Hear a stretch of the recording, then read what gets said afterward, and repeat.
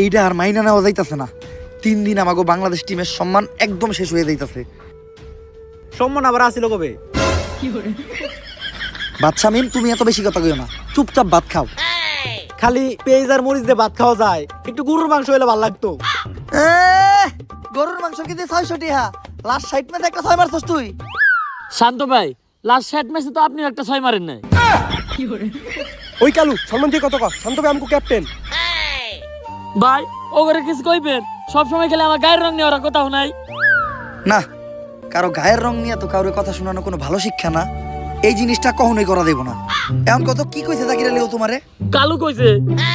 তাহলে তো ঠিকই আছে, কালুরে তো কালুই কইব। সত্য মাইনা নিতে হইব, সত্যের সাথে কখনো আপোষ করা দেব না। ঠিক। দুঃখের বিষয় হলো বাংলাদেশ টিমও একটা ভালো ক্যাপ্টেন পায় নাই। ঠিক।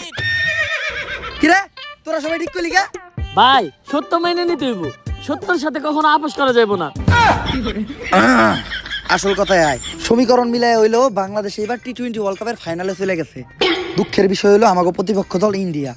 যেমনেই হোক ইন্ডিয়ার হারাইয়া বাংলাদেশের মানুষের কাছে আমাগো আগের সম্মানটা ফিরে আনতে হইব। কিন্তু আমরা কোনো ম্যাচই জিতি না কে?